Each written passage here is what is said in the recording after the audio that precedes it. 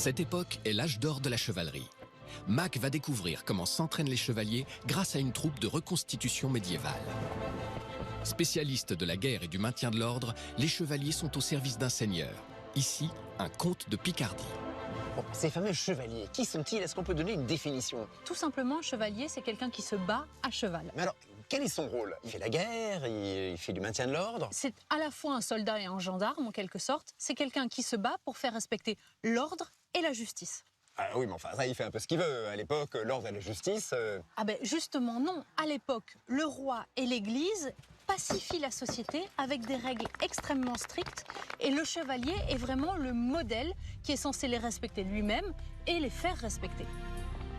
La majorité des chevaliers ne sont pas des nobles, ce sont des guerriers qui sont recrutés par les nobles pour faire la guerre à cheval. Ils ont vraiment une compétence proprement militaire, hein. Ils ont leur propre armement, leur propre cheval, mais ils peuvent venir de milieux très différents. Par exemple, certains même peuvent être issus de la paysannerie et peuvent retourner à la paysannerie s'ils ne peuvent plus combattre, s'ils n'ont plus les moyens de combattre à cheval, par exemple. Pour combattre, le chevalier doit aussi penser à sa protection. Pour cela, il enfile d'abord un gambison, un vêtement matelassé qui amortit les coups. Puis avec l'aide de son écuyer, le chevalier doit ensuite passer un haubert, un vêtement en cotte de maille qui pèse entre 12 et 15 kilos. Ouais, d'accord. Et alors, on voit qu'évidemment, l'épée prend du poids, non pas à cause de son poids propre, mais parce que ça pèse sur le bras. Ah oui.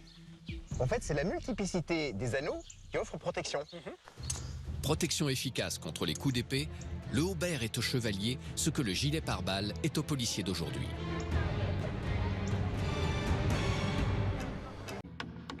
Marjolaine, on est dans la grande salle du château de Puyvert, on vient d'écouter ces musiciens. Ça se passe toujours comme ça, un banquet au XIIIe siècle? Oui, ça se passe vraiment comme ça. C'est un moment très important de la vie du seigneur, puisque c'est le moment où il peut se retrouver avec d'autres nobles et échanger un peu comme dans un dîner d'affaires, si vous voulez. Oui, sauf que là, il y a une grande table en U, tout le monde se fait face. C'est très codifié, le plan de table? C'est extrêmement codifié. Nous sommes ici dans ce qui s'appelle le haut bout de la table, c'est-à-dire la table haute où se trouvent les invités de marque. Nous, le seigneur qui nous reçoit et sa femme. Bonsoir, comte. Bonsoir, Mac. Sur les côtés du U, qu'on appelle les bas bouts de la table, se trouvent les invités, bien un peu moins importants, généralement les vassaux du seigneur.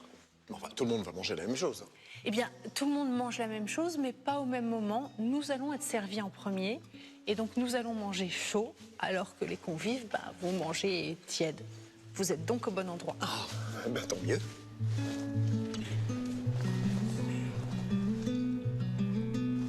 Là encore, contrairement aux idées reçues, tous les convives se lavent les mains avant de manger. À cette époque, il n'y a pas de hors-d'œuvre, de plat principal ou de dessert. L'ensemble des plats est servi en même temps. Premier service, à savoir un faisan revêtu pour notre bon seigneur, accompagné de harengs fumés aux myrtilles confites dans du miel, ainsi qu'un potage aux cèpes, divers champignons des bois et aux châtaignes. Des rissoles à jour de poisson, ainsi que des pois chiches à l'ail et au cumin. À table, on boit essentiellement du vin. On en consomme jusqu'à 3 litres par jour et par personne. Aux assiettes, on préfère souvent de grandes tranches de pain sur lesquelles sont déposés les aliments. Après les repas, ces tranches sont données aux serviteurs. Cette tradition du partage du pain s'appelle faire compin. C'est de là que sont nés les mots copain et compagnon.